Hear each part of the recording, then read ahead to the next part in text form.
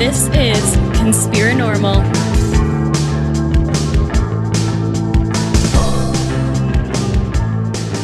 All right, guys, welcome back to Conspirinormal. By the time this is out, we'll be less than 2 weeks from an event that we will be putting on, Strange Realities will be putting on, called Exploring Tarot. And this is the first of our speaker series that we're going to do every single month as we gear up towards the conference in October, but also probably going to be doing that also after. So we're pretty much going to be doing these like pretty much every single month. And our first presentation is going to be with the guest that we have on for episode 399. We are just days away from the 400th episode. We might need some numerological analysis of episode 400 too from our guests. Yeah, well, maybe 399 and 400. But Kiki Dombrowski is back with us. Welcome, Kiki. Hi, thank you so much for having me, and congratulations on 400 episodes. Well, we're hoping that you're going to come back next week and hang out with us on the 400th as well. So you are definitely invited to that. Although that'd be a whole lot of Conspirinormal. We understand if you don't want to. I think that sounds like fun, and I really like the idea of seeing you guys again and seeing everybody else that will be joining. I think it will be a lot of fun, and I will do my darndest to make time to hang out with you guys. And it will be right after Valentine's Day, so I'm going to be nosy and ask how everybody's special holiday went. And yeah, I can't wait. Yeah, it's so. You guys are incredible. The amount of effort that you put into, the podcast and the Strange Realities event and all these extra speaker series. Thank you so much for, creating such a cool and magical and, very intelligent community of people. Yes, thank you, Kiki. That's awesome. We really like what you do as well, and much appreciated that you gave us a shout out at the end of in the about the author section at the end of this book. You caught it. Yeah. So which is the book we're gonna talk about tonight. Mostly, we're gonna talk about your book, A Curious Future. I think it wasn't the last time we had you on, but the first time we had you on 2 years ago, we talked about this book a little bit, but it had not come out. I think it hadn't been re-released yet at that time. And this is actually a new edition, I understand. Correct. So my first two books were self-published. They were passion projects. They were things that I did in the little slivers of time that I could find to collect all the information I needed. And, I listened to the feedback that I got in different reviews. I really decided that A Curious Future needed special attention. It needed to be polished. It needed to be expanded. Divination is such a cool topic. It was just something that I knew needed a little TLC. And I'm very grateful that one of my dearest friends, Tanya, over at Which Way Publishing, they also do Which Way Magazine, and they have the Witch Daily podcast. They helped to re-release the edition that you now have, which is the second edition. It's twice as long and than the original. So it was just such an honor to be able to revisit it and also have such positive feedback. I'm in such a space of gratitude for all the people who have picked up the second edition and have, really shared with me that they've found the content to be approachable, enjoyable, and helpful in their own divination practices. Yeah, I was looking at it some today and just kind of re-going over it because I'd read some of it back a couple of years ago as well, and it's pretty extensive. I mean, as it's not an extremely long book, but you do cover the gamut of just about every divination practice imaginable in this thing. some of which I'm going to talk about. Cool. Yeah, I guess I should review that. I have the book up too. You know, it is interesting to kind of flip through it and revisit it, even as as the person that wrote it. I love to look back at it and go, oh, this is the part that I really resonate with, or this is the part that I need to revisit and think about a little bit more.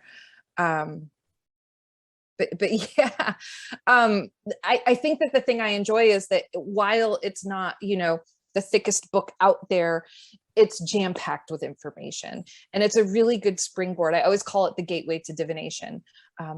It should give you a really useful, resourceful review of tons of different forms of divination. I always say that you can make divination out of anything. Like, you give me something, give me a topic, and I will find a way to turn it into a divination tool.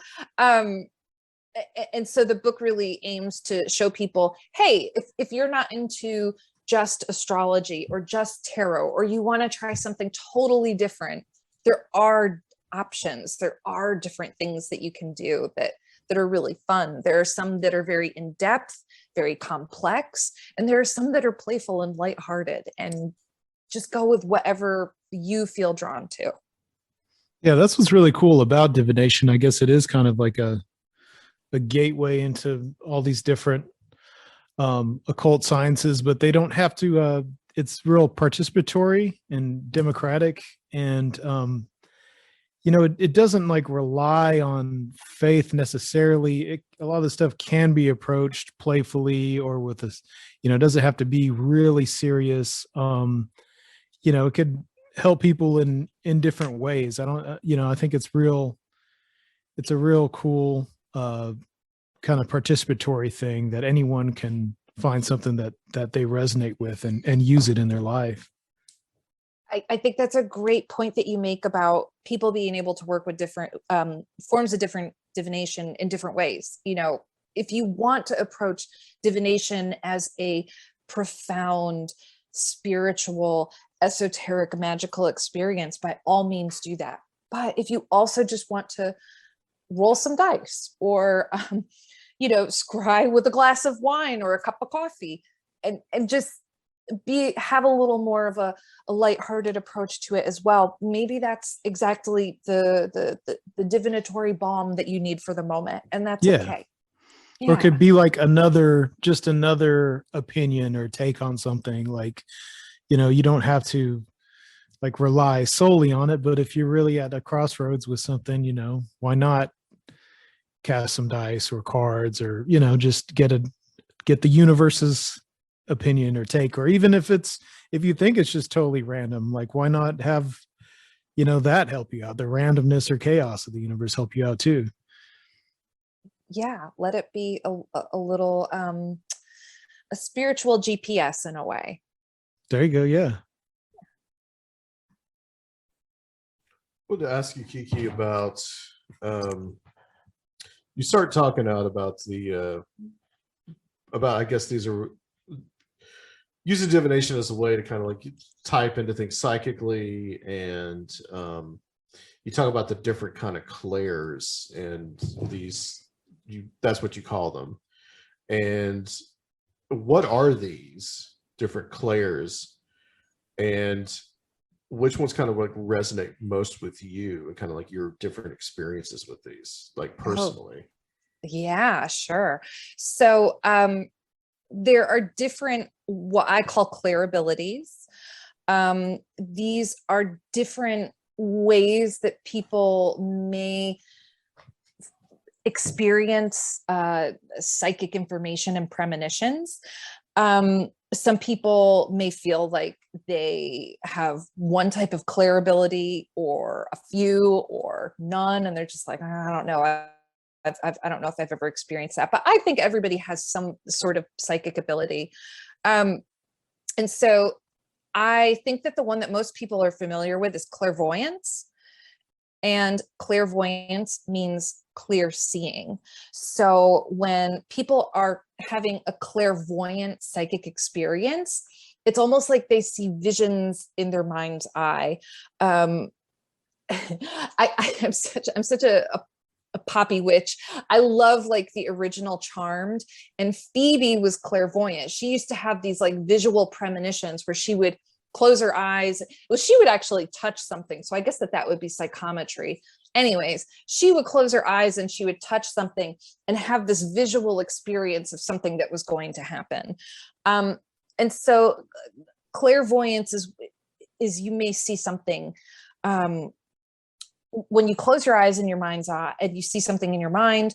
But some people also say they see things just with their eyes open. You know, there are people who, you know, they may see spirits, they may see orbs out of the corner of their eyes when they're going on a hike. But clairvoyance is meant to be this experience where it's almost like a visual psychic ability. Another clair example is clairaudience. That's another common one. And it's known as clear hearing. And that's when you hear things. And I tend to be a clairaudient when I read tarot. It's almost like I get intuitive hits and I hear information that I need to pass along. Sometimes I'll even hear a song or a sound, and that's information I'll pass along as well. So I may get a reading and I'll be like, oh, you know what? You should probably go listen to Houses of the Holy by Led Zeppelin. Yeah, that might go along really well with this reading. Interesting. Yeah. So that has come through before. Well, I don't know if Houses of the Holy has Okay. not that specific. I will look. I'll be on the lookout for that one. All right. But it has for sure where I've done tarot readings where I've heard songs, where I've seen a card, and there have been songs that come through, and I almost wonder, you know, maybe there's something in the lyrics that resonate. I feel kind of like I'm confessing one of my favorite pop musician secrets, like I love Kylie Minogue, and I remember she was an artist that came up in a reading. Like I'm just obsessed with her, and I remember I was reading for somebody, and I heard Kylie Minogue. You know, I can't get you out of my head, and you know, and so obviously, like, you know, touching the cards, and that's the song that comes through, and I just, you know, that became part of the reading. You know, like how do those lyrics fit into the reading? Kiki, I'm more of a fan of the Locomotion myself. Oh yeah, I know. And you know what too? I'm going to say that her album that came out in 2020 was phenomenal. So been listening to it a little bit recently. But Cool. Well, those are a couple examples. I could give you one more that's a little bit more unusual. There's one that's known as Claire, and I hope I'm saying this correct. It's so funny. I could spell it for you, but it's called clairalience, and that stands for clear smelling. So there are some people that actually smell things psychically. And so the best example I could think of with that is when people go on paranormal investigations and they have those phantom smells. Right. Like that's like the best example I could think of. Like, because they're like, oh, I smell this stinky cologne, or Yeah, that's what I was smoke. thinking. Yeah. Or flowers, you know, is another one. The perfume is often reported to. Yeah. Right. Like the smell of roses. So I think that would be interesting if somebody is you know, having a psychic interaction with somebody, or maybe spirit of place, or they're doing a reading and they all of a sudden smell something. I mean, man, I mean, I guess you could interpret that. I've really, the only example I've ever heard of is with phantom smells. I've never really come across anybody that's like, oh yeah, I just smell stuff and I know it means X, Y, or Z. But if there's somebody out there that has that experience, please contact me, because that's really, really peculiar and awesome. Do you think a lot of these like extended sensibilities are really broadly shared by people, and they're not in tune and they don't notice a lot of the stuff, but in that kind of state of divination, you become like hyper aware? I do. I think that everybody has some sort of sixth sense. I really do. I think it's very, very natural. I think that people sense, you know, people have strange dreams and they think, you know, I had a dream about somebody and then I, you know, talked to them the next day, or I had this gut feeling that I should take exit 12 instead of 13, and I missed a major car accident. You hear stuff like that all the time. I really believe that people, I think that we're wired to have more than just the five. We're if we're open to it, we can experience more than just the third dimensional meat suit, as I put it the other night in a phone conversation with a friend. But truly, right. like if you want to open up and be aware to something beyond just what's happening in the solid reality around you, it's available. And I think that divination, the more you work with divination, the more you're flexing that muscle and allowing that opportunity to be open to psychic messages. Or if you're receiving them, instead of just going, it's a coincidence, or it's nothing, it's just no big deal, it's just the house settling, right? If you're doing divination, you kind of could go, maybe that's a sign, maybe that's a message, maybe that's something I need to just take a mental note of. Is that kind of a can that be kind of perilous though, going in the opposite direction, like too much? Do people just kind of need to find their balance between interpreting everything as like some kind of signal and just the noise that's there? Now that's a good point too. Yeah, with anything, moderation is key, right? I think that that's a really great point. That makes me stop and go, that's a really good point to make. If you think everything is a sign and a psychic premonition, because I think we've known those people, and then we've known the other side of just like insufferably skeptical about everything people, who claim they're not superstitious at all, but they're if you really look what's behind their behavior, there's something else going on. Yeah, something else needs to be addressed at either, extreme end of the spectrum. Yeah. So at some point, you have to kind of say, all these final notice bills from, the electric company is some sort of synchronistic message that, we're finally coming to the age of Aquarius, but maybe you have to actually function in your human, in your human responsibilities as well. So yeah, really good point. Stay grounded. And that's something that I think comes up in the book as well, where, we can do all these divination practices, we can do all this psychic work, but what do you do to reconnect with your body, to reconnect with planet Earth, to kind of look around you and go, this is where I am, and being very mindful of what you're doing in the present moment as well. You have to kind of regroup and remember that, you still should probably remember to brush your teeth, have a glass of water, go to your job, do those regular mundane things. They're valuable too. Very good advice. Yeah. A lot of this seems to be like this magic and all that, and some of the practices you talk about, a lot of it seems to be like kind of be about getting in touch with yourself and also with your surrounding and also with nature and where you are. I mean, it seems like a lot of that, it's really a lot about grounding to me. Yeah, divination is an opportunity to explore within and explore outside as well. Isn't that fascinating? It's really, divination is a practice in reflection. It's a practice in deepening a sense of self, deepening a sense of how you fit in the universe, deepening your connection to other people, to where you are presently, because I do believe in spirit of place, and that, depending on where you are in the world, you may have a different relationship or personality encounter. Divination allows you to just sort of tune into things a little bit more deeply than just, which is, very much needed in the more and more scatterbrained the world we live in is. For sure. And in that way too, when you put that, divination can also be a departure from the scrolling. And I don't say that with any ounce of shame. I love TikTok and I love Twitter, but it is also nice to kind of put the phone away and just go, you know what, I think I'm going to pull a couple cards.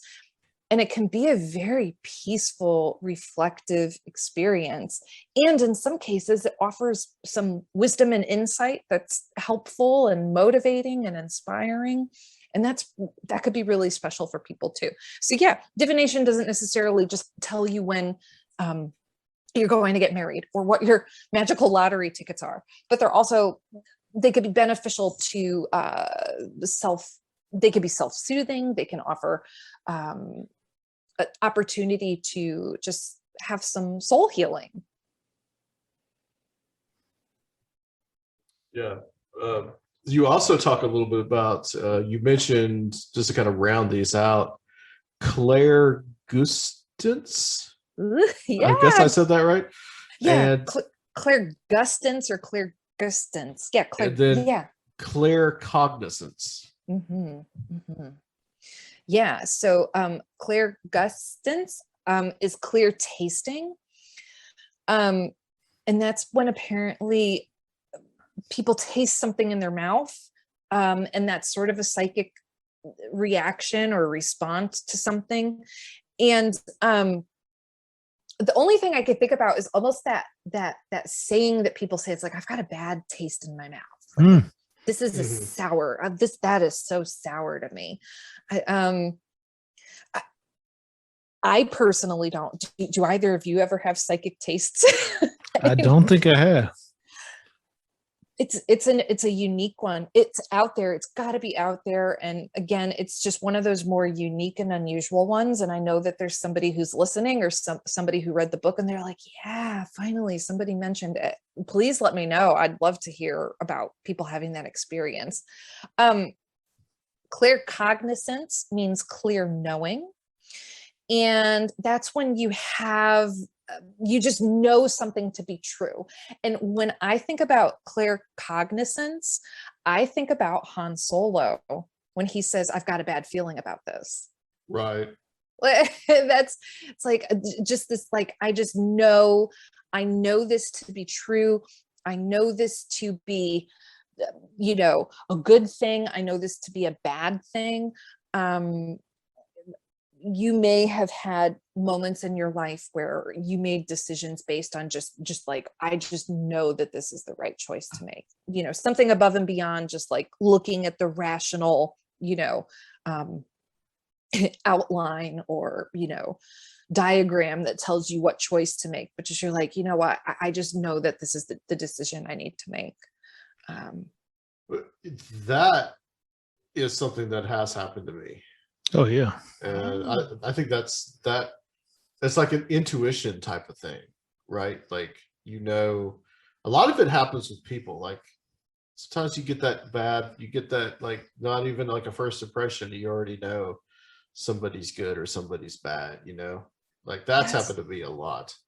For sure. Yeah, that's a really good point. When you meet people, it's like you have this energetic exchange where you're like, and I told you I'm currently staying with my wonderful, one of my closest friends in the whole world, Joy. I'm staying with her until my apartment lease starts.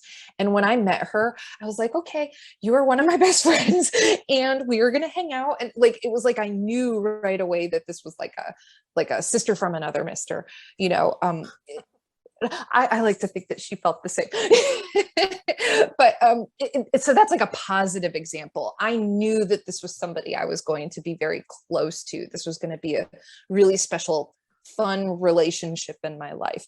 And on the flip side too, and I'm sure both of you have had that too, where you've met somebody and you're just like, oh, I gotta get away. I gotta get away from this person. Yeah. It's happened to me recently, actually. So yeah, I totally understand. Yeah. Oh, and people maybe even have that interaction with places too. Yes. Right. Like you may be in a building where, apartment shopping, looking at places, you just walk in and I knew for me personally, when I was looking at different places, I was like, nope, this isn't the one for me. I just know this isn't it. But I knew all along where I wanted to go. And this is funny too. The place where I wanted to move into just had no availability. It was just constantly booked, waiting list, waiting list, waiting list. And I kept trying to find other places to move. And I just kept saying, I just know I want to go to my original choice. I just know that's where I want to live. And one day I had this gut feeling, this knowing feeling like I should go by and visit the office and just introduce myself. Lo and behold, somebody had given their notice and said that they were moving out and they could get me into the apartment. So there's a little, I guess some good clear cognizance happening there. But anyways, I'm sorry I interrupted you. Oh, you're fine. I was going to say a lot of this seems to be, even though you're reaching out to something that may appear to people as being exterior, a lot of it is about trusting yourself and your own senses and feelings. That's a really good point. And that's a muscle that needs exercise and flexing, because a lot of times you could get those psychic hits, and, you know, especially for readers too, you may have a psychic hit and you don't answer it or you ignore it. And then you find out that the information you received was accurate. And you're like, dang, why didn't I say that? I wish I said that. Like, I knew it. Like, I heard that in my head and I didn't share it.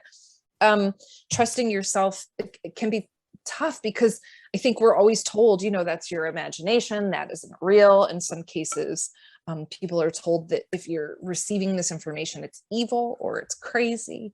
So there are a lot of blockages that can happen that stop you from trusting those psychic hits. But the more that you work with it, and again, the more you explore divination or a divination practice, or I even suggest too, if you're not into divination, even meditating or, you know, some sort of energetic work, there's something where you just start to trust that inner voice or those little psychic, you know, hints that are being sent to you. You answer back when they come, the more you trust yourself. But yeah, it takes time to develop that trust.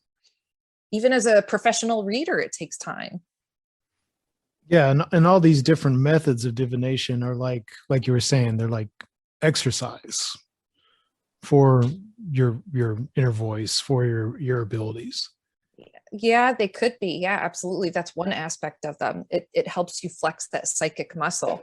And like we were saying earlier too, it's all, you know, those divination practices can be opportunities to reflect on who you are and, you know, get to know yourself deeper, get to know your situations more deeply as well. So yeah, totally. That's totally an aspect of it.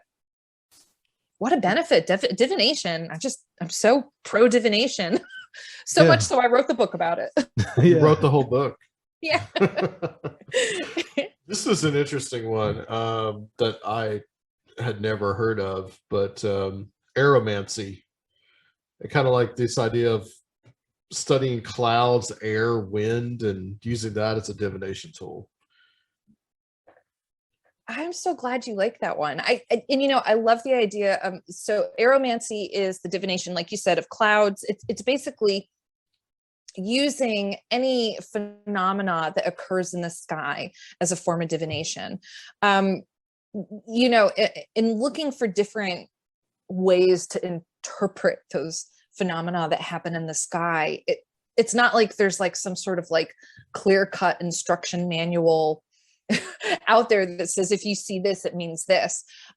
It's really up to your interpretation, up to your encounter as to how you interpret it. I guess what I mean to say is like, think of like divining with clouds, for example. Like maybe when you were a kid, you laid down, at least I did, you know, I'm a little, I don't know. I did this. I had a vivid imagination, but I used to like look up at the clouds, and, you know, people look up in the clouds and they go, well, what do I see in the clouds? Mm-hmm. Right. Like, and so you may want to consider that as a form of divination. Like maybe in your head, you go, you know, I'm going to go lay outside, close my eyes and have a moment where I, you know, say a prayer or have an incantation or, talk to my higher self, or however it is that you want to connect, and ask a question and open your eyes and look into the clouds and see if there's a shape or a form that you recognize as being a certain thing. And then determining, well, I saw a dragon in the clouds. What does that mean? What does the dragon represent to you? Or if you saw an angel in the clouds, what does an angel mean? Maybe it means you have a spirit guide that's looking over you, or, your connection to some sort of divine wisdom is important or valuable at the moment.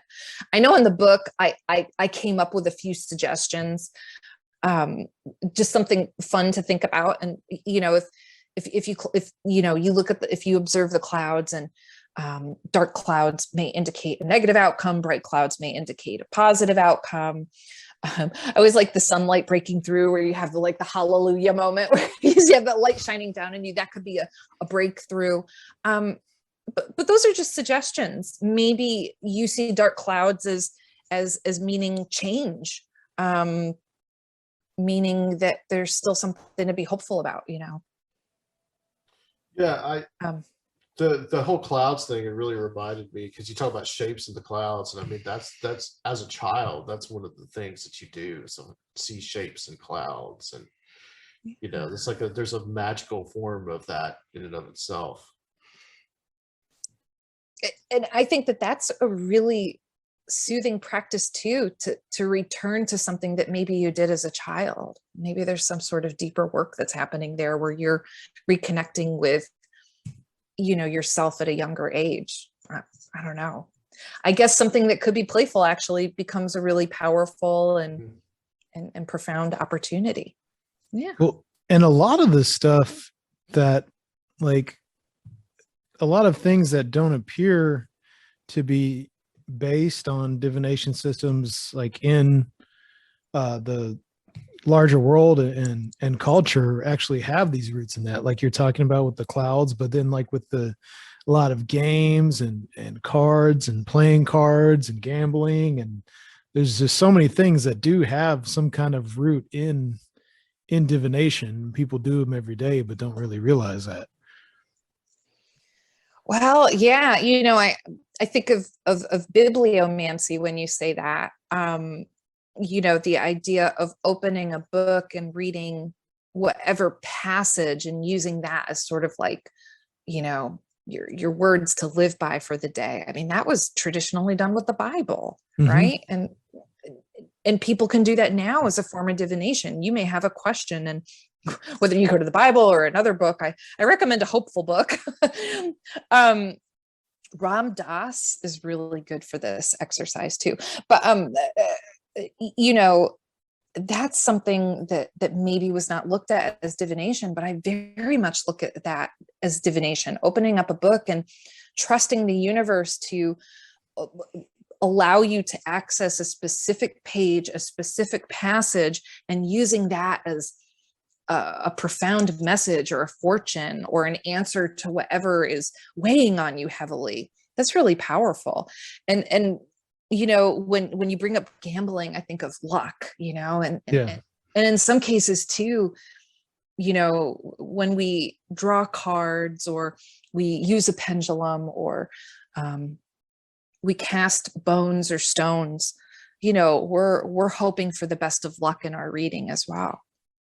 So there's some kind of hope of influence also by doing this, by seeking these answers. We're usually, seeking the ones that we want, or pushing things in our favor a little bit. For sure. And think about the things that people want divination readings about more than anything else. It's love and money. And that's where you want the best fortune and the best luck. And you just think dear God, don't let me pull that Three of Swords. Don't let me pull that devil card. Yeah, for sure. You certainly are, wishing to see the very best of fortunes.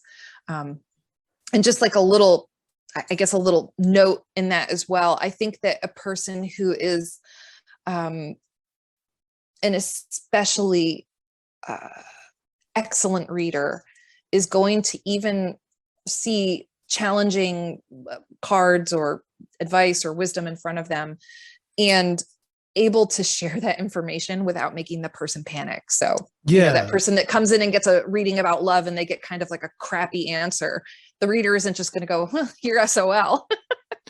They're going to find a way to convey the information in a way that will help them still feel hope or inspiration or make a decision or a choice that hopefully puts them on a better path.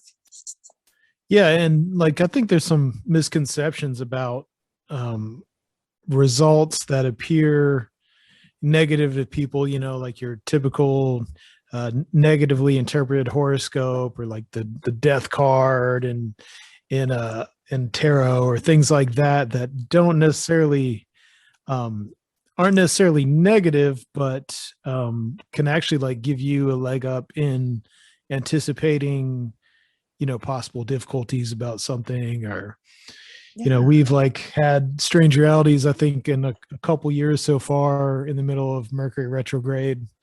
And we have had hiccups, but like, we were able to get through them. It doesn't mean like everything is just going to total shit, but right. Yeah. Life goes on. Yeah. Even through Mercury retrograde. Ren said that to us as we were like, well, you guys did this in Mercury retrograde. Yeah. He says like, Mercury is in retrograde. I'm like, oh, come on, man. Yeah. Which that's a good segue because I want to talk about astrology, but finish your thought there. Sorry.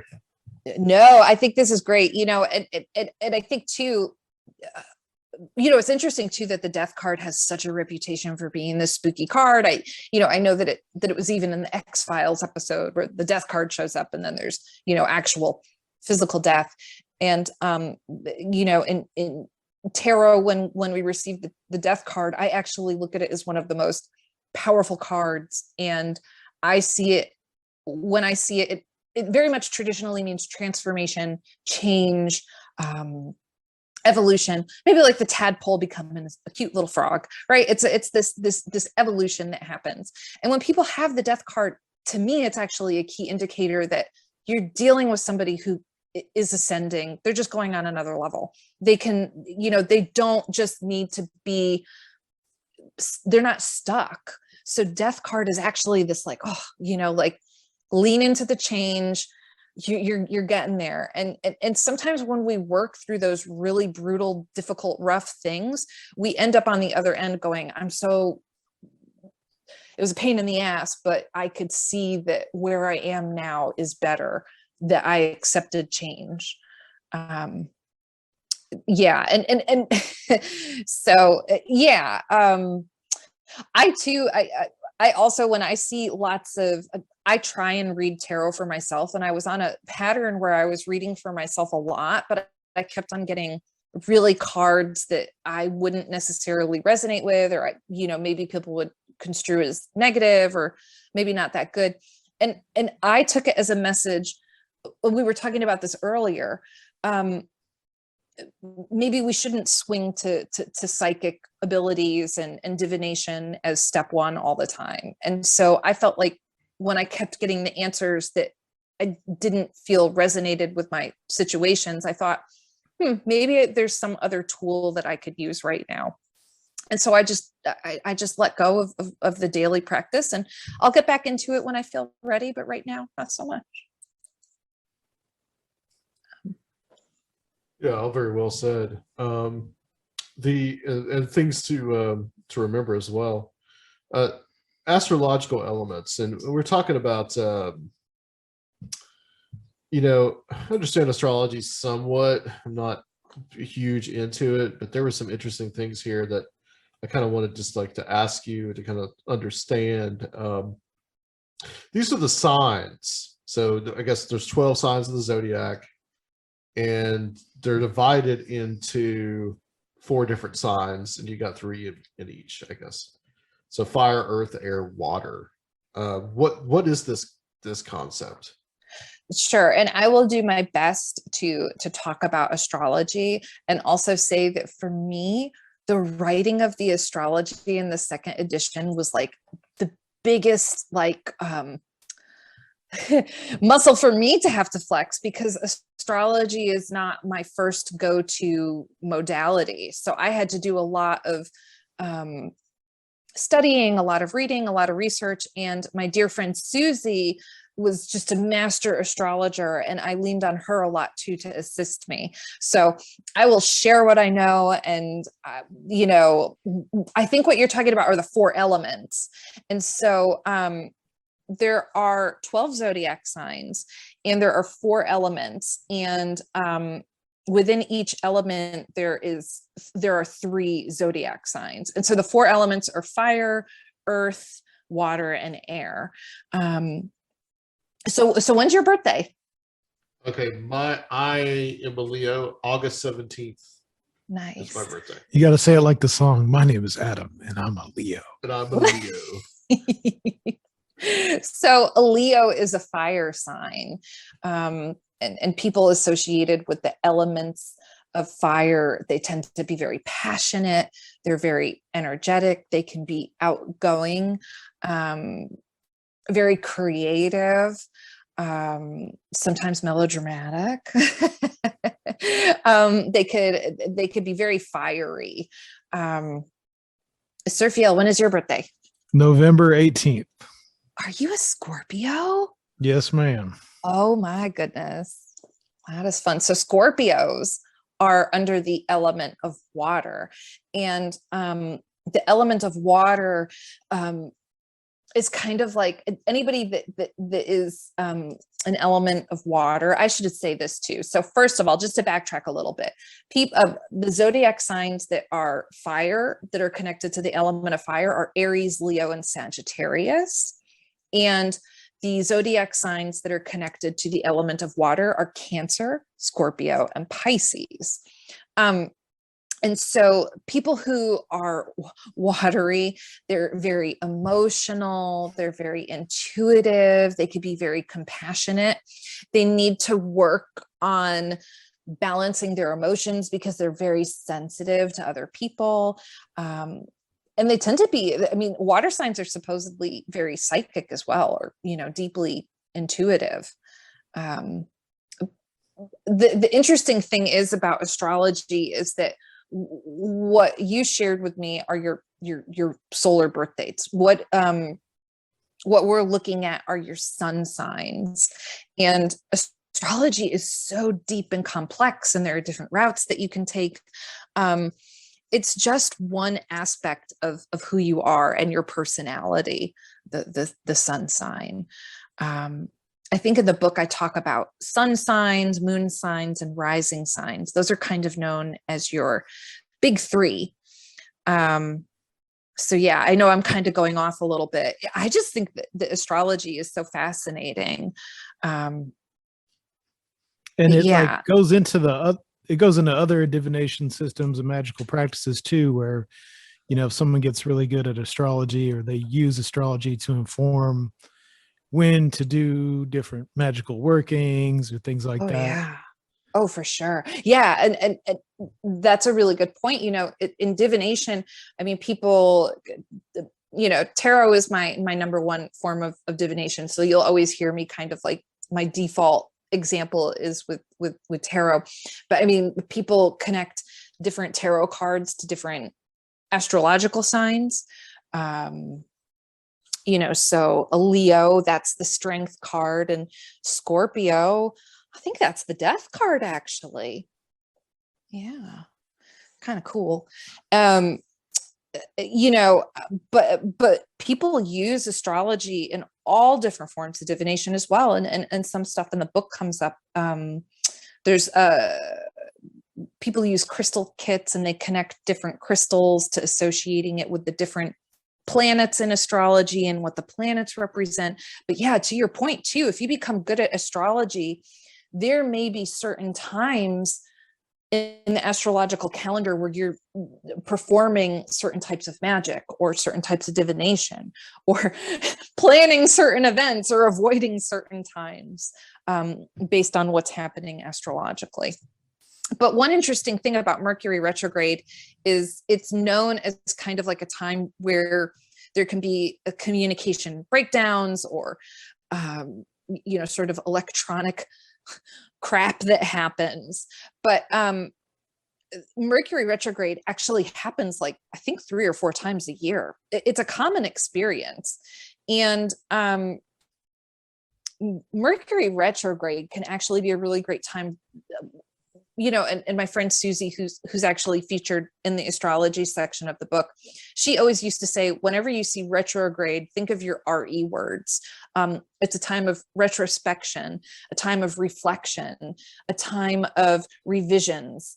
And so you can also use any of those kind of like crappy things that pop up kind of, during those retrograde periods and go, well, maybe I need to reflect on why this happened, or revise, my method for approaching this kind of situation.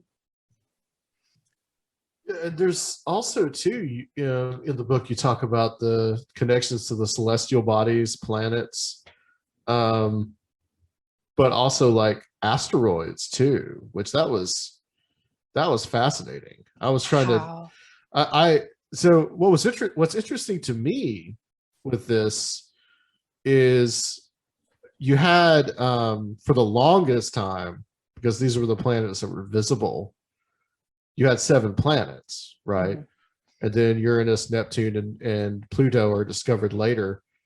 And then all these asteroids obviously are discovered later. So like all this stuff is kind of just like, I guess it's been grafted into the original astrological concepts. Yeah. Isn't that cool? I think that there is something about like the asteroid stuff that just is so cool to me. And I think that it's because of exactly what you're saying. Like astrology is evolving. It's a living divination. We might find another planet or another asteroid or God only knows what, and how can we fit that and shape that into, astrology? I'm sure that there are master astrologers out there that think about these things. And I know that there are books that hone in on, sort of like asteroid, more in depth, moving outside of the planets, or just what's your rising sign, and looking. I know that there's one in particular about Chiron, which is known as the wounded healer. That's a very common astrological indicator in a chart. Okay, so how did these come up in charts? I guess these just they're looking at when you're born, the day you're born, and where the positions of these are. Is that how it Yes. works? Okay. Yes, and I'm going to give like the most basic answer that I can. I'm sure it's much more in depth, but because there are different types of astrology, but what we're looking at in my book and what I really can speak to on a basic level is when people chart out where things were in the sky the minute they were born. So it's not only just looking at the day. So when you go in, there are memes about it online too, where it's like, oh, you just started dating somebody and they asked, where and when you were born and the exact time, like, that's like serious. They really want to get to know you because they're building a natal chart. If you have the exact time and location, you're able to almost see like what was happening in the heavens the minute you took your first breath. Like how profound and beautiful is that?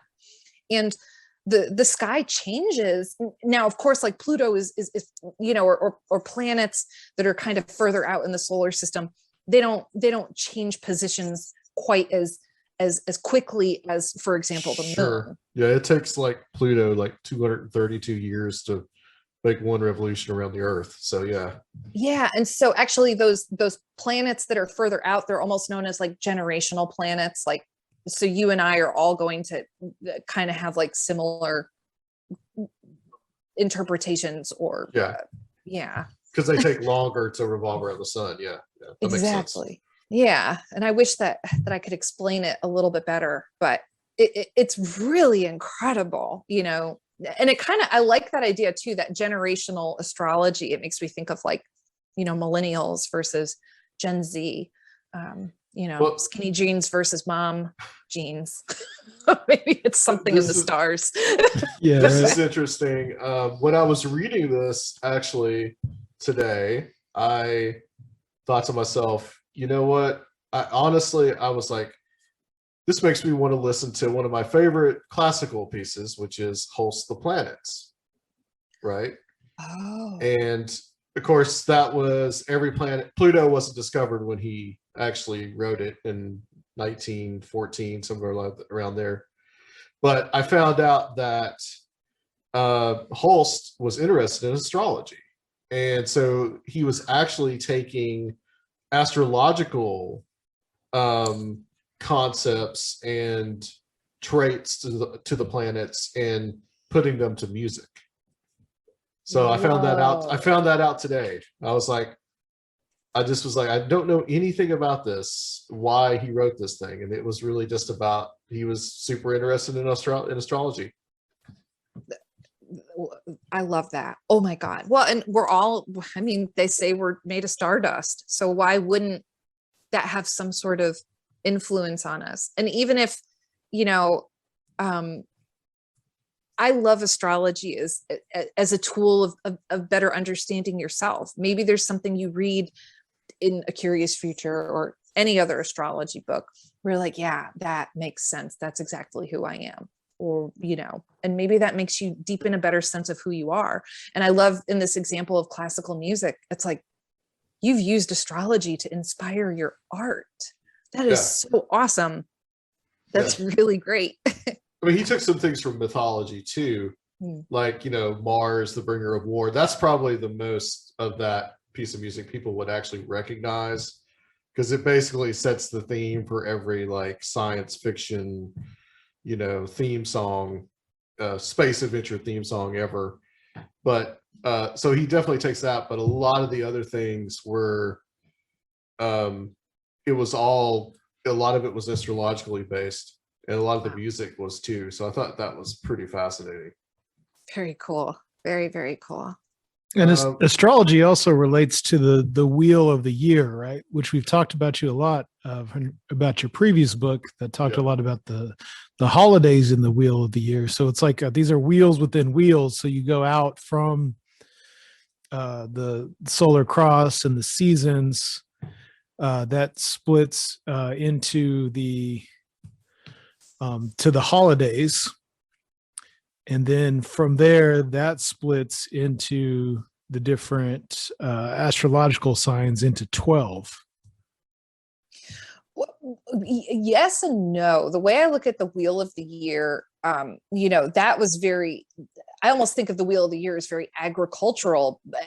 It's not, and solar. It's based on where the sun is. And, you know, so the winter solstice is a holiday.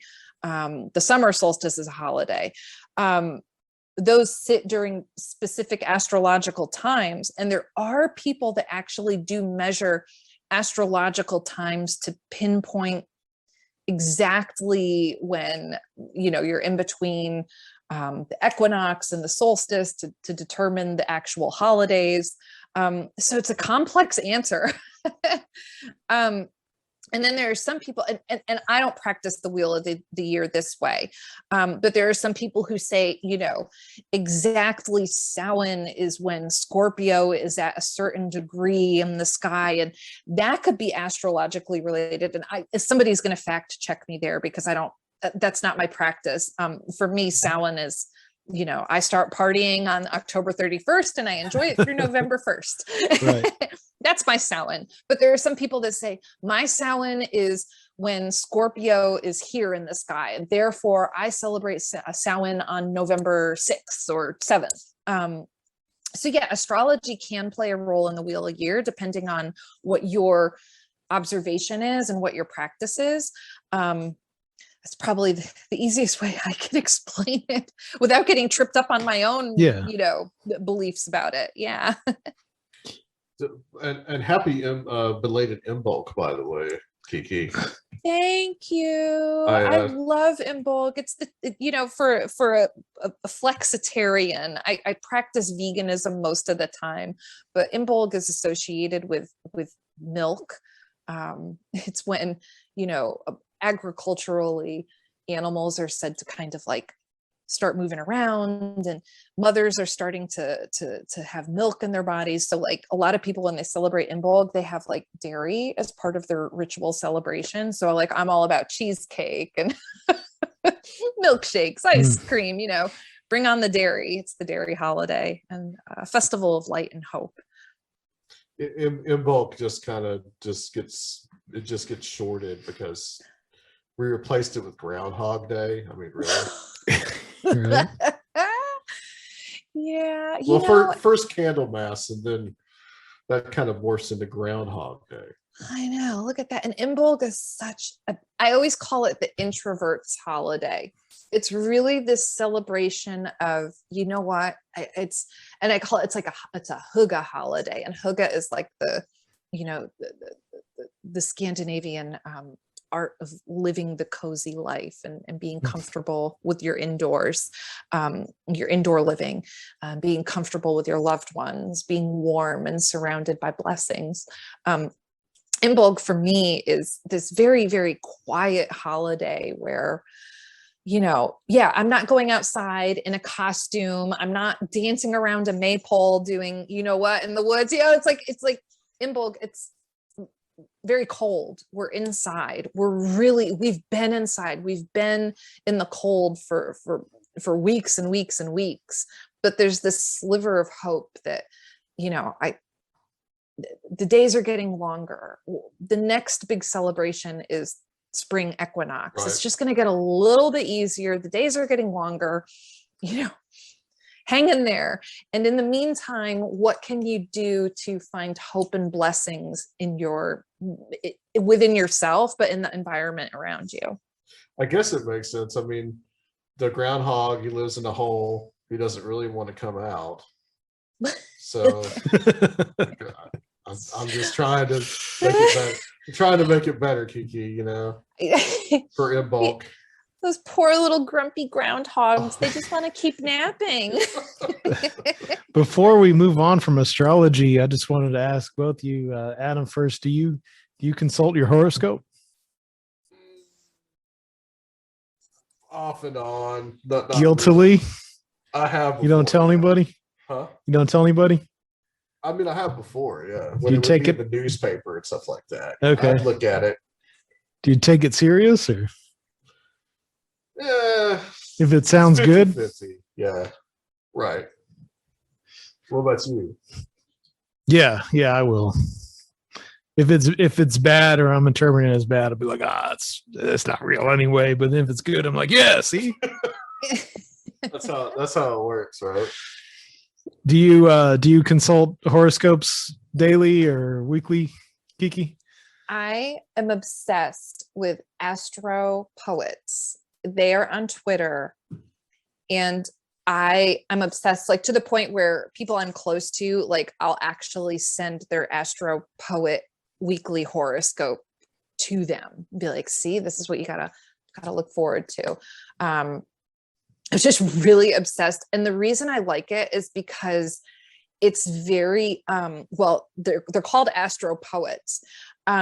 So the horoscope is very mystical, and the language is a little bit lyrical and up to interpretation. And it's always very beautiful, and it gives you something to think about, as opposed to just going like, okay, well, your Monday is a really good day to, you know, ask for a promotion, and Tuesday is a really good day to go get the oil changed in your car.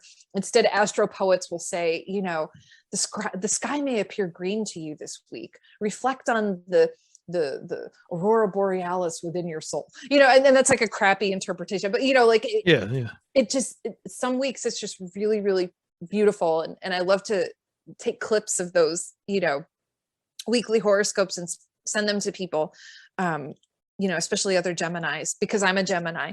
I'll be like, what the hell does this mean? What kind of week are we going into? Oh my God.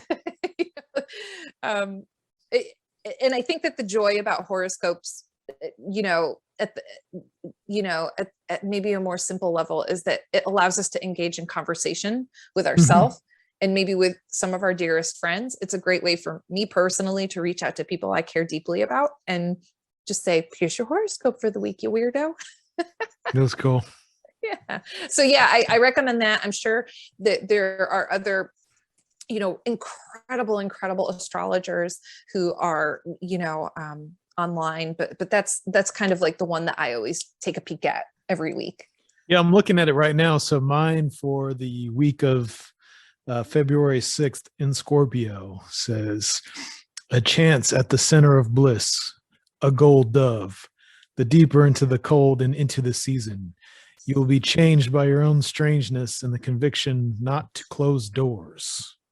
Hell yeah. Yeah. Why not? Cryptic. One final question about astrology, the concept of the houses. What is this, the 12 houses? Okay. Good question. So the houses are basically, an astrology chart is this circular representation of where planets and constellations are. And the 12 house, so basically this circular chart is split into 12 30-degree houses. And each of those houses represent a different experience or phase in life or aspect of something that is important to you. So here, I'm going to actually just look in a curious future to give a good example. So I think one that you see a lot of people going, where is it? Which house is it? The 7th house. Rules over relationships, marriages, arrangements. A lot of people like to see what's going on in their 7th house.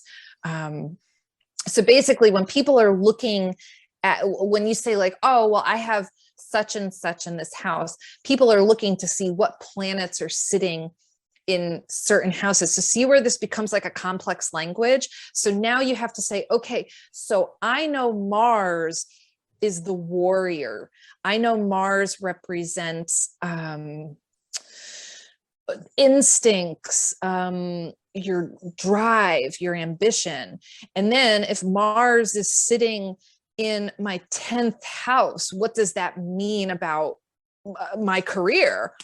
So all of a sudden you're creating all these different interpretations and layers. It could be a really, really fun exercise. It's really fun to kind of map out where things are.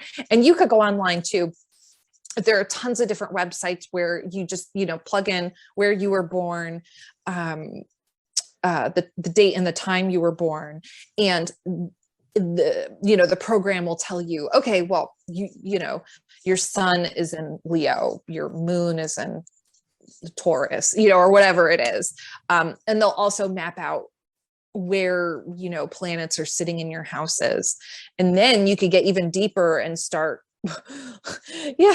And this is where I'm just like, whew, this is tough, but, you could start looking at where in the house it sits, because depending on, is it in the first part of the house, in the middle of the house, or the end of the house, that might change, how it influences you in your life. And, if there's a planet in the 8th house, but there's also a planet in the 4th house, that could represent something. There's, people will measure different angles between different planets within the houses as well.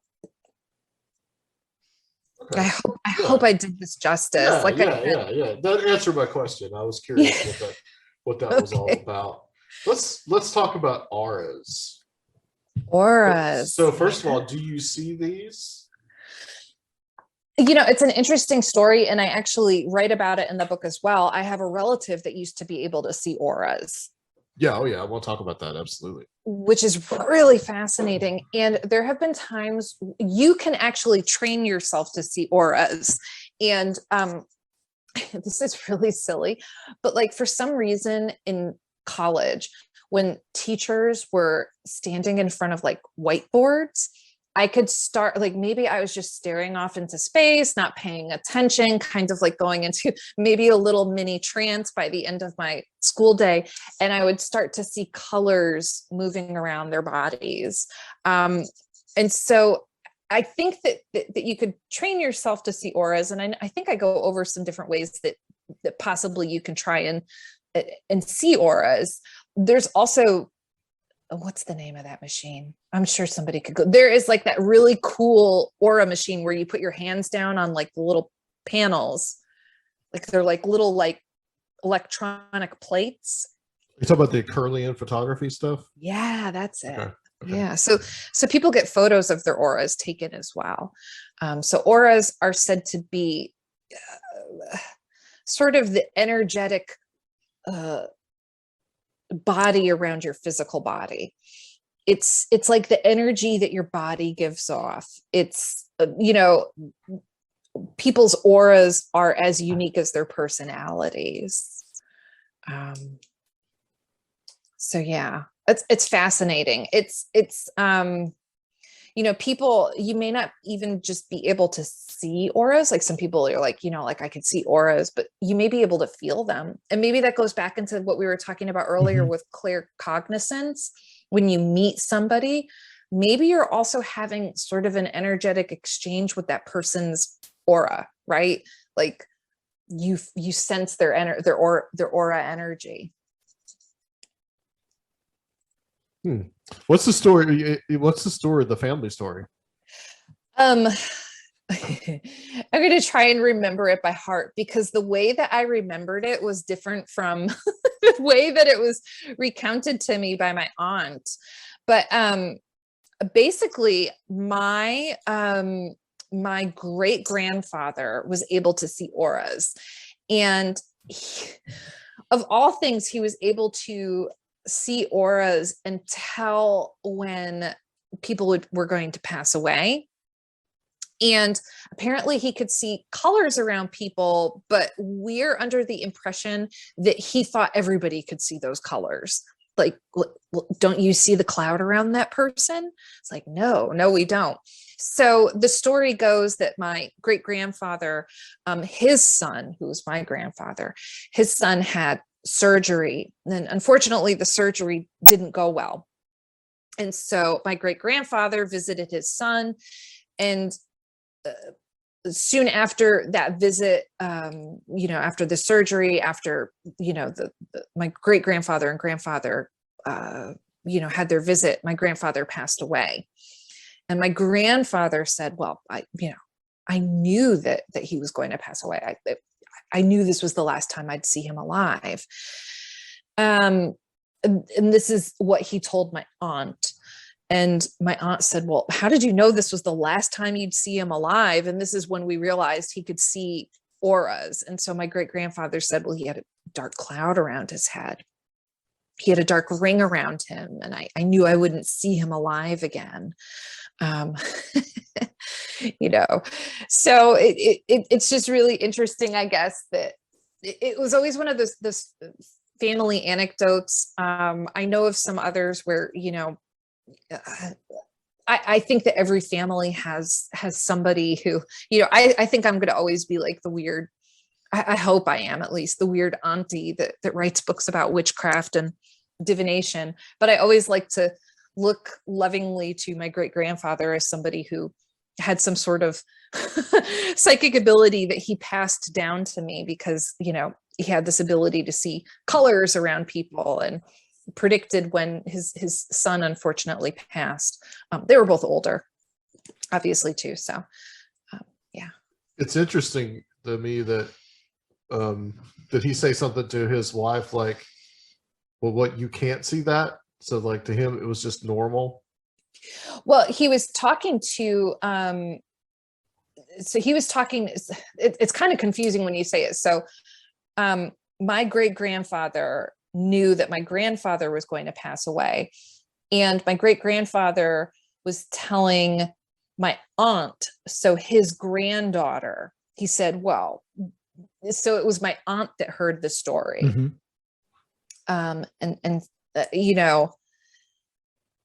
My apparently, I guess the way my aunt said it was that, my great grandfather said, well, I saw the dark cloud around him. And my aunt said, a dark cloud? I don't see clouds. You see clouds? And my great grandfather responded with, oh, you don't see that? Like, well, I see that, just very surprised. That's interesting. Wow. I love to think that he saw this and just, you know, his whole life saw this around people, saw these clouds around people, and just thought that that's how we all normally see things. Right. So it was really interesting that my aunt was able to capture that information from him. Well, you're familiar with Tim Renner's Strange Familiars podcast, and he starts off that every episode with a clip from an interview with a powwow practitioner. And it's kind of hard to make out because Tim puts like some reverb on it, and it's kind of an older recording, but he says it's something like, if our eyes were just a slightly bit than what they are, we'd see fire coming out of our mouths. So it kind of reminded me of that in a way. Yeah. Yeah. You know, our eyes don't catch everything. And even think about, you know, makes me think about how different our cats see things than we see things. And we always, you know, people who own cats know our cats are looking at stuff that we certainly are not seeing with our eyes. So yeah, that's a great quote. Does your cat ever stare out into space into the corner, Kiki, and just like stare at nothing? Yeah, just looking out the window, howling at nothing there, or chasing. It's probably divining the clouds. I know, right? Or, you know, like, what are you chasing? There's nothing there. Or like looking into the corner of a room, like there's nothing there. What are you looking at? That's what you think. Yeah, I know, right? There is something there. My dog was like that too. My dog used to huff and puff at things that I just did not see. So, but I trusted her. She had a good puppy intuition.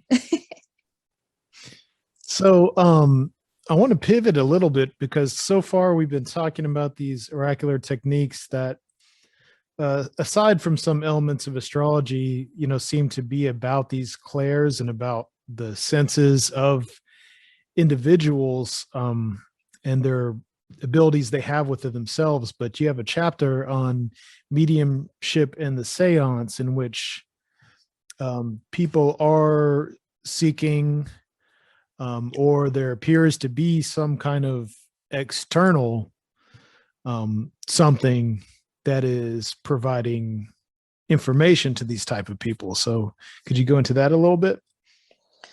Sure. You know, mediumship is the ability to communicate apparently with the spirits of those who have passed over. I am sure that there are people that may want to alter that interpretation or modify that interpretation and say, you know, mediumship is the ability to just communicate with spirits, full stop. And that being, you know, are they spirits of just dead humans? Maybe we could also, you know, mediumship. I mean, there are pet mediums. There are mediums that talk to our dearly beloved animals that passed over. But what if we say mediumship also means, you know, just talking with spirits that weren't necessarily humans that passed over? Anyways, that's for another podcast. Mediumship basically means that you're having some sort of interaction, psychic interaction with a spirit. And so the seance is a gathering of people who are trying to communicate with those spirits. Excuse me. I'm sorry. I'm sneezing in the middle of the podcast. I have allergies. Okay. Totally okay. So, you know, I guess that people have different opinions on whether they feel comfortable with mediumship. I think too, that a lot of what we perceive as mediumship is shaped by media. Like it makes me think of like the Long Island Medium, just this like woman like walking up to you in line at a Kroger. Excuse me. Like, I don't think that that's necessarily how it always works, you know? Yeah.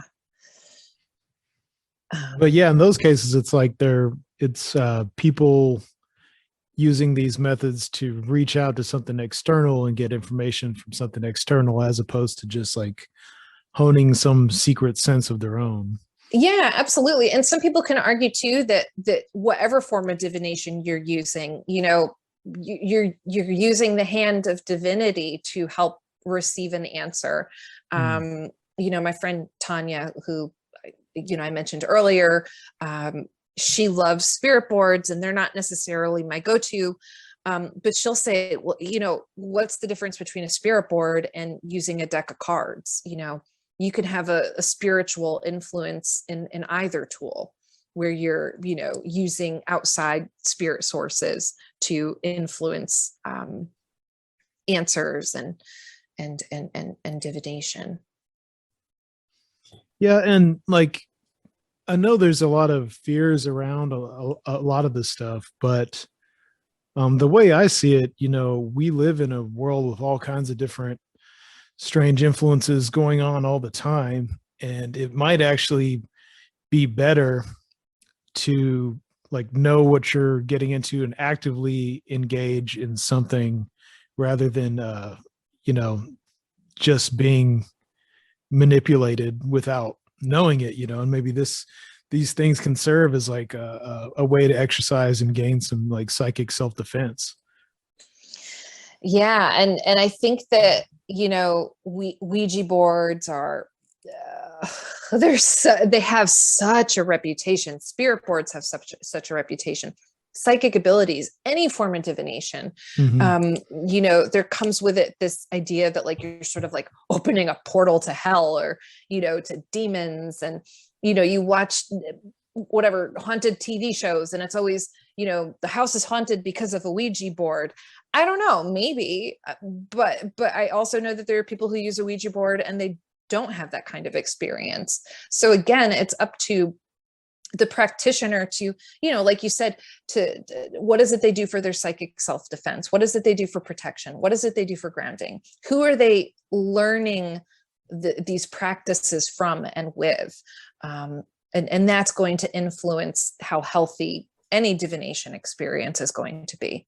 I don't think that you're going to open a portal to hell just by, working with a pendulum or a spirit board. But maybe what about Dungeons and Dragons? What? What about Dungeons and Dragons? Is that going to open a portal? Yeah. I hope not. Dungeons and Dragons seems like a lot of fun. I really wish I knew people that could teach me and wanted to play. I don't know anybody. I think we might know a couple people. Fun. Probably more than a couple. Yeah. Not me. Here's a fun one. I want to start winding down here. Divination with food.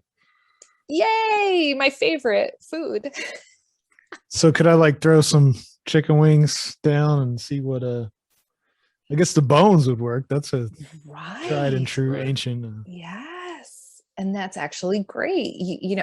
That's right. You guys like the chicken wings. I remember you were snacking on those in some like Patreon event. They looked really good. Making everybody hungry. Well, I mean, you could for the food divination, you could use the actual bones, the actual chicken wings, and you could eat them, and then you could use the bones later, right? That's right. Yeah, and that's actually how it could work. That's exactly it. So there are people that collect chicken bones and they clean them and preserve them. And I think I go into details about one method for preserving them. And then there are people that throw the chicken bones. People will put different symbols or different markings on the bones to help them kind of like go, okay, well, this bone has like 3 marks on it, so it means this to me. So when I see it in a reading, I know that this is the message, the divination message. So yeah, so please use your chicken wings. All right, I've got a new divination method I'm going to try. I know. Let us know how chicken wingomancy goes. But this might be our entrance to the big time. You could start chicken wingomancy classes. I know. Finally found my shtick. This one is extra spicy. It's going to be a good day for you. The honey barbecue one says.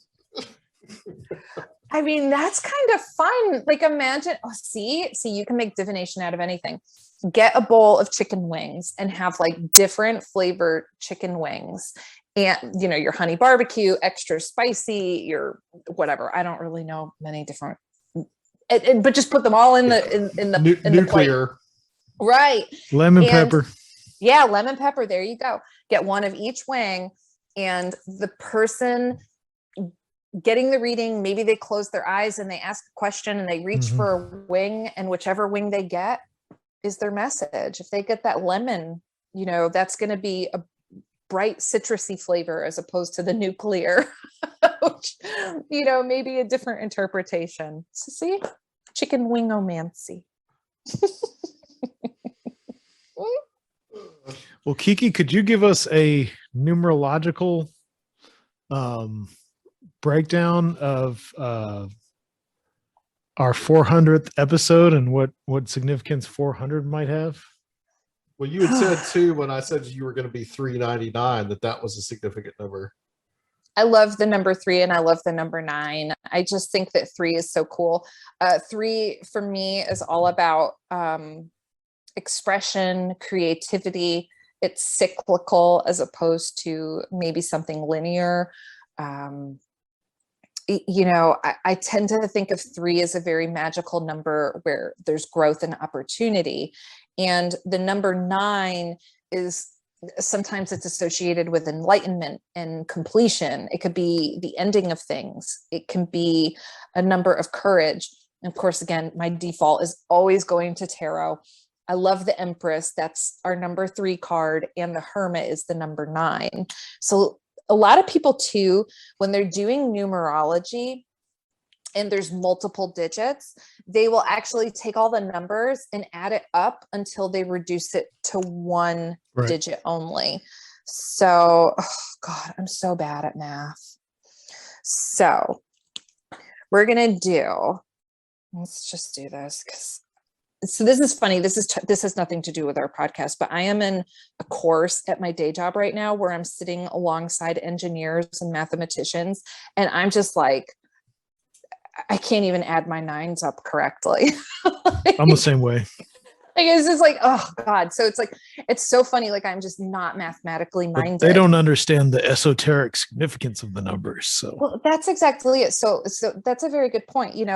I could be in something that's their strong suit, but if they sat with me in a poetry course that was, a poetry intensive for 8 hours, I would be doing dances and spins around them.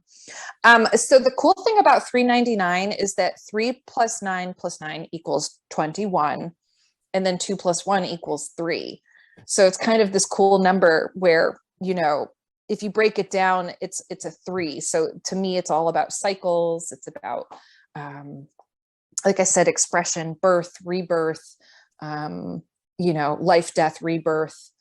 I really like that. And then 400. So what about 4? Can we talk about 4 is great too. It's about organization, stability. It's a little bit different. Like when I think of like the 3, I think of the circle. And when I think of 4, I think of a square. Mm-hmm. So we start to see results when we work with 4. I think of 3 as like, there's this beautiful creation. You're having this like artistic aha moment. You have this desire to express yourself. And 4 is going, okay, well, let's put it on paper. Let's get it on Etsy. Let's give it to the world. Let's make it into something. So there's this like sort of structure and development that comes in with the 4. It tends to be a little bit more rational, it's very intellectual, whereas the 3 is a little bit more poetic. That was very helpful. I think that really does apply to what's going on with the podcast and all of our endeavors right now. You could do that with birthday dates too, right? Like people do that. Numerical values.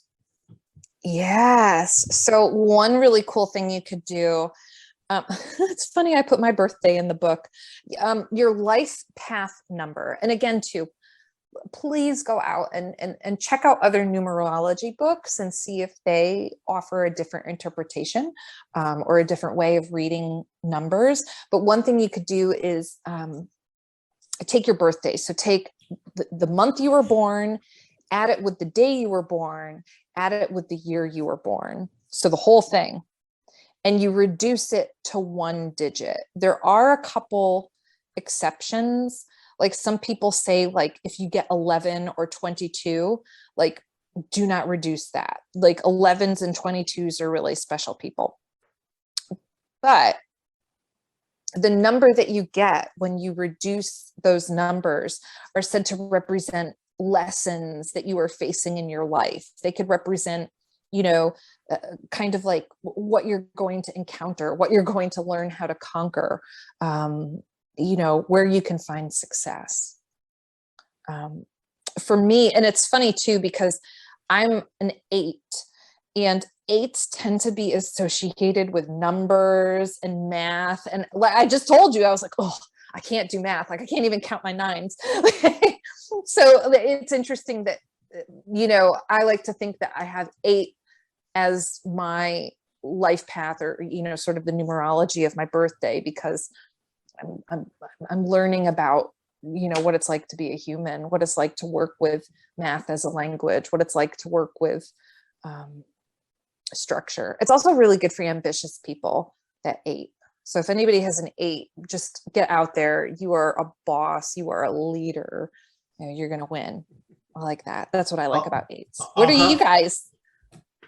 I'm trying to calculate I haven't right now. figured mine out yet. So let's do it in real time, Adam. Do you want to do it in real time? Real time, live.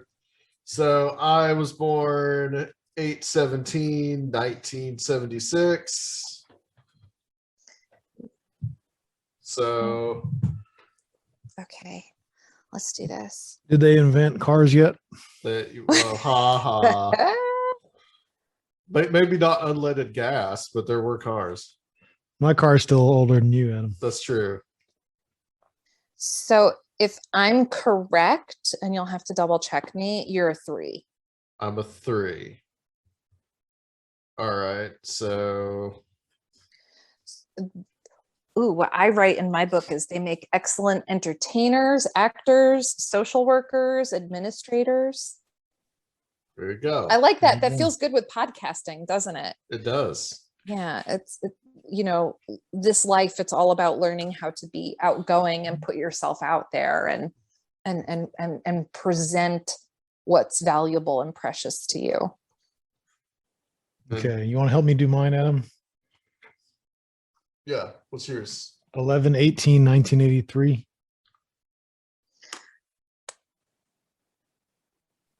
83? Yeah. Cars had been invented by then. Yeah. The wheel came about. Okay. Double check me, but I think that you're a 5. Ooh, I like 5 a lot. The 5s are really adventurous. 5s tend to be people that need to explore the world. They tend to be adventurous. So what I write in A Curious Future is they're learning how to stick to commitments and develop rational life choices. They're just playful, right? Like it's all about, you're just like, well, I'm just here to have a good time. I'm here to have fun. I want to do things that bring me joy. You like excitement. And so, yeah, that lesson would be, where can I bring stability in? How was Working that? on that. Yeah. Yeah. I guess that people could hear that and they could go, well, I could apply that to me. And I'm a 4, but it's a good place to start. It's a fun place to start. Like we said before too, allow this to be an exercise in exploring who you are, who your friends are, and the fun thing about this book is that it can open the doorway to these different practices, this numerology, but go to the back of the book. There's a huge resource section. So when you're ready to deep dive into any of these other topics, like go start your library, go to your library, check out those books, get more into it. Numerology is a deep practice. It could get very complex and very fascinating. And that could be used in magic too. Yeah, that's true. Yeah, numerology is all over the place. Yeah. Especially in conspiracy theory. It gets out of control. Yeah. 33s everywhere. Yeah. Number 33, man. So Thank you, Kiki. This has been awesome. And as we mentioned at the beginning of the show, at the top of the show, as they say, you are going to be giving a presentation coming up for us for Strange Realities monthly speaker series. And that's coming up on February 25th at 8 o'clock Eastern. Can you kind of give everybody kind of a kind of brief description of what you're going to be talking about? Absolutely. And I'm so excited to spend time with you guys and so excited to share a little bit of information on tarot. So during this series, I plan on beginning with just a very inviting overview into tarot, maybe a little tarot 101. So people that may want a refresher or want to just start dipping their toes in the world of tarot, it'll allow them the opportunity to have a very welcoming introduction into what tarot is. And then the second half, I think we're going to do some interactive exercises to start to look at different tarot cards, maybe look at some interpretations if people have cards with them. I actually encourage anybody who's joining to bring a deck of cards with them. Maybe we'll pull some cards for ourselves and think about what they can interpret. And if there's time and interest, I could also talk about some of my personal obsessive topics within tarot, specifically tarot of place, and sort of interacting with spirit of place and how I think that relates to different tarot cards. I was in Egypt in the fall, and when I went to different places in Egypt, I felt that there were different tarot cards that resonated with different locations. And I think that's a practice people can have wherever they are, not necessarily just going on vacation to Egypt, but in your backyard. There are places in Nashville that I look at and I could go, oh, this reminds me of The World or The Fool, or, whatever. It's just different examples. So I think that those are some of the topics I'd like to talk about with everybody, and just see,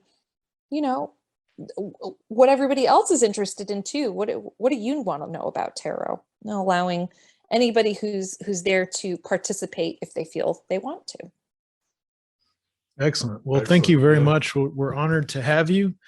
And for everyone who checked out Strange Realities the past couple years, it's like a continuation of that, but in a smaller increment. So that'll be every month. We'll have someone, and you are going to be the first one. So yeah, you're the guinea pig. Thank you.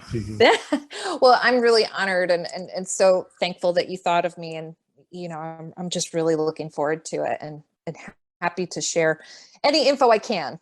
Yeah, I mean, it was when we first started talking about this, I immediately was like, we're going to get Kiki, because you unfortunately did not get to speak at Strange Realities. So this last year, that was super unfortunate. I was so excited and I got sick and just couldn't go. I just couldn't go. And I was just devastated. So I'm really happy that this is an opportunity, for me to at least bounce back and say, okay, let's do this. Let's talk about tarot now. I couldn't in October, so let's do it now. and it's even better because, like, with this, we should add too that, Strange Realities, our presentations really last about an hour, which is a good long time, but this is going to be a much more longer presentation and a much more time to interact with the speaker as well too. So that's what we're really also trying to do. Yeah. And it feels a little bit warm to me. Like, I really like to make people feel comfortable, and to me, being able to have like a little series chat with people, it will be a very inviting opportunity. And yeah, like you said, like I want people to talk and ask questions and share their perspective. And I want to say too that there are two ways to join in. There's one way is you can become a $10 patron at our Patreon, which Serfiel can tell you where to find that. But that's the way to do, one way to do it. And that way, if you have a recurring $10, you guys are in every single month. I'll have the Zoom meeting posted. It'll be recorded. Yeah, and you can see it at your convenience. And, you'll get to watch that on the Patreon as well. But there's another way too, and that is there are tickets sold through Eventbrite as well. If you don't want to become a recurring Conspirinormal Patreon, which I don't know why you want it, but that is available for everybody as well too. And Kiki, before we close out, please tell everybody where they can find you and also where they can get A Curious Future and your other writings. Oh, thank you so much. Well, thank you first for having me. This has been just such a treat. I just enjoy talking with both of you so much. So thank you. Thank you. Yeah. Kiki Same Dombrowski. here. Yeah. Oh, thank you. KikiDombrowski.com. That's a really great spot to start. I've been on kind of a social media hiatus, but if you want to connect with me on social media, the best place to do that is Twitter. And my Twitter name is Kiki D333. A little numerology there, right? Oh, yeah, right. There we go. So Kiki D333. A Curious Future is available at any large book retailer. So if you can get it at the Amazon, but you can also go to barnesandnoble.com or Target or Books A Million, and you can order a copy of the book. And I am currently working on a tarot book. So that should be out in, we'll see. Awesome. Later this year. I was thinking summer, but just things have been kind of crazy for me. So to be continued. That's why you got to stay in touch with me on Twitter. You'll find out when you could get the tarot book. That's right. Yeah. All right. Yeah, that sounds awesome. And we're remember, guys, February 25th, you guys can hang out with us and with Kiki and learn everything you want to know about tarot. And Seraphiel can tell you where to find our Patreon as well if you want to join in on that. Yeah, when you become a $10 patron, which gives you a ticket every month to the Strange Reality streaming event, you get to join our mystic crew of Conspirinormal. And so you kind of get a VIP status in there as well for only $5 a month, which you also get, of course, at all the higher levels. You get a bonus episode every week of the Conspirinormal podcast. And for $20 and up, you get to join the Ancient Circle of Strange Realities, which is our real VIP experience. And you get some, I guess we can probably give a couple of exclusive garments away at this point for that level and up. For sure. So yeah, just check us out at patreon.com/Conspirinormal. Especially we're going to be driving that for the joining the Mystic crew and being able to attend these Strange Realities streaming series. All right, guys. Thank you so much. Check it out. And also coming up next week is the 400th episode. And I think still have time. Should be out a couple of days before we actually record it. But if you'd like to join in, just let us know, and we can give you access to join in on the Zoom, big mega Zoom revolving door we're going to do on February 15th. So, all right. Thank you so much, Kiki, for being on the show. Thank you for having me. This has been so much fun. Absolutely. Stay on the line for us. And guys, we will be back next time with the 400th episode. 300s are done. On Conspirinormal.